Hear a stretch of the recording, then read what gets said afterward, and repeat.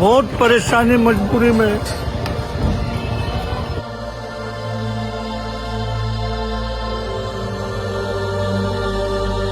आंसू आ रहे हैं इनकी आंखों से। देखिए हौसला रखें, अल्लाह की ज़ात बहुत बड़ी है भाई। ये इंशाल्लाह ये गरीबों को तबाह किया जा रहा है। कल बहुत शेलिंग हुई थी, घरों में इतनी शेलिंग आई है। कलमे के नाम पर ये मुल्क मिला था हमें और हमें आज निकाला जाए।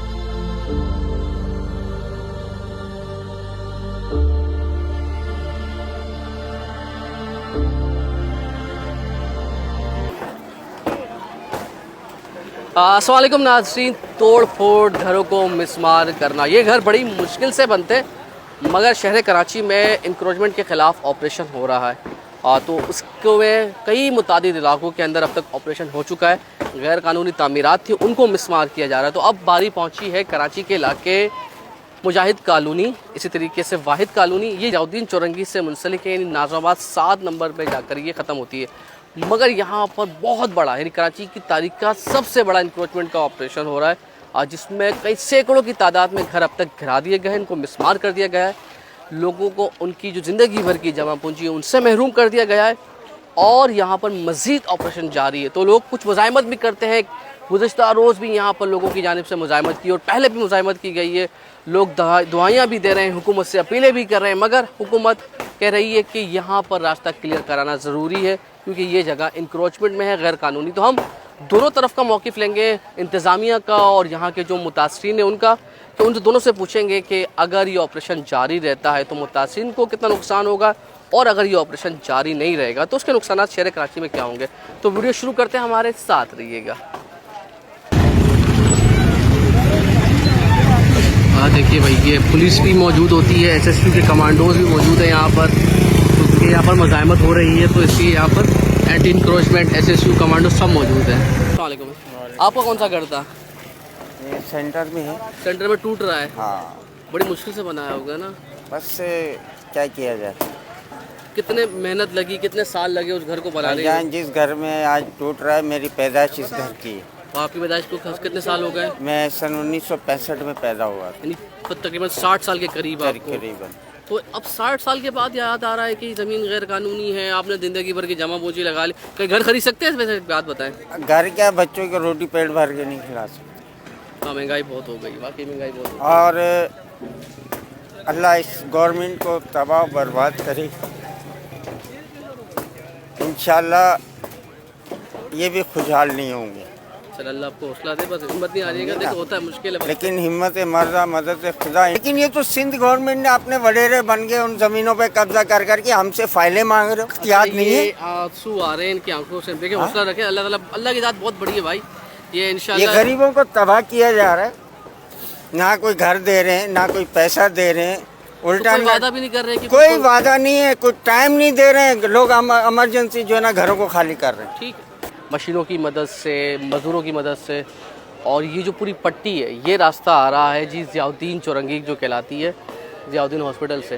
तो ये यहाँ पर मुजाहिद कॉलोनी तक रास्ता पहुँचता है, और ये पूरी पट्टी में जहाँ जहाँ इंक्रोचमेंट नज़र आती थी, जैसे बिल्डिंग के हैं, उनको आगे के जो हिस्से हैं, या तो पूरी बिल्डिंगें चली गई हैं या उनके कुछ हिस्सों को गिरा दिया गया है। सर मैं यही कहना चाहूँगा कि गरीब आदमी है, जो हमारी जमा पूंजी थी आज जो है ख़त्म हो चुकी है। सड़क पर आ गए, बिल्कुल सड़क पर आ गए। आपके सामने सारा सामान रखा हुआ, वो बराबर में मेरा घर है, आप देख सकते हैं, बिल्कुल ख़त्म हो चुका है। ये हमारी जमा पूंजी थी और जो मलिया मेट हो गई है। कितने साल की मेहनत थी? कब ये तकरीबन 1943 से हम यहाँ रिहाइश पजीर हैं। 43 80 साल 70 साल कम व पेश यहाँ हो चुके हैं हमें, इसी आबादी मुजाहिद कॉलोनी के अंदर।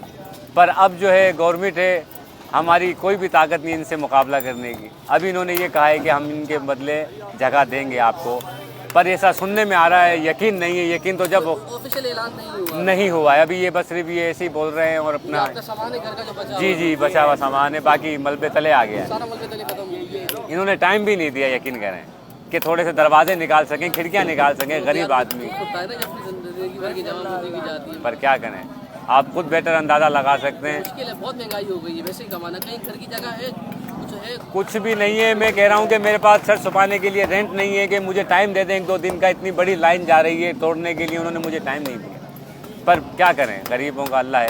लोगों की अपील है अल्लाह से, अल्लाह ही सब कुछ करने वाले हैं कि हमें जगह के बदले थोड़ी सी जगह मिल जाए सर छुपाने के लिए इस आर्जी दुनिया के अंदर। कलमे के नाम पर ये मुल्क मिला था हमें और हमें आज निकाला जा रहा है। हम कहाँ जाएं?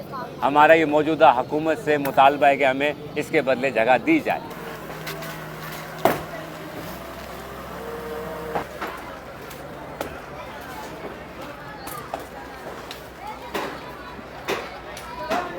अच्छा बताएं, मुजाहिद कॉलोनी में अब तक कितने घर गिरा दिए गए और कितने घरों को मजीद नोटिस? आप लोग यहाँ के रिहायशी हैं। ये कि वाहिद कॉलोनी से शुरू हुआ, ज़ियाउद्दीन अस्पताल से थोड़ा सा आगे आके अब मुजाहिद कॉलोनी तक पहुँच गया है। जी।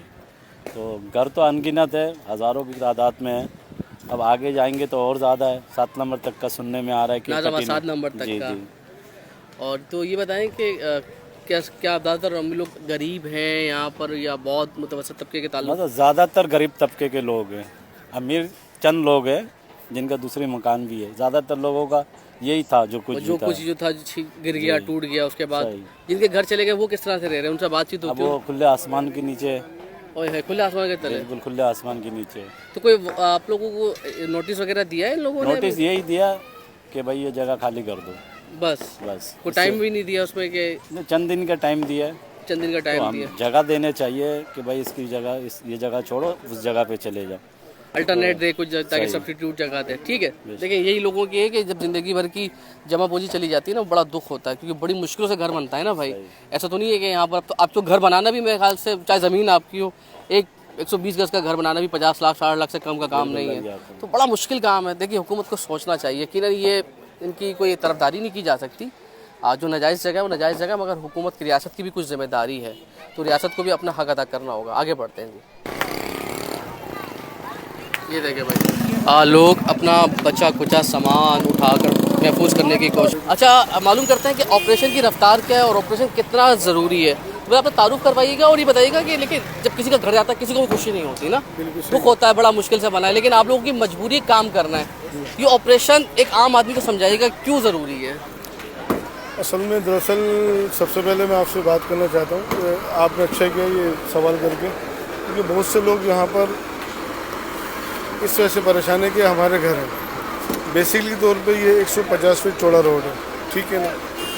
ये इंक्रूज इनकी तकरीबन 20 साल हो गए इनको यहाँ पर, और लोग कह भी नहीं कि हमने यहाँ पर बहुत टाइम गुजारा है।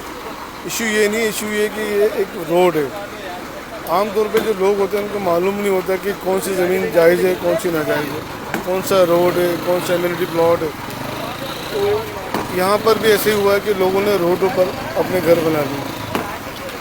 आपको पता है डेवलपिंग जारी है और डायरेक्टर जनरल केडी के हुक्म पर ये सारे रोड्स वगैरह डेवलप हो रहे हैं। यानी कि ये समझ लें कि इस पर हमने वर्क शुरू कर दिया है और इसको हमने तकरीबन 2 महीने से इस पर काम कर रहे हैं। शफी मोड़ से लेके ये एल ब्लॉक, फिर जे ब्लॉक, ये अपना डी ब्लॉक, इसको हम क्लियर करते करते आज हम यहाँ पर आ चुके हैं। नाज़िमाबाद नंबर 4 पे जो हमारा लिंक रोड है उसको हम क्लियर कर रहे हैं।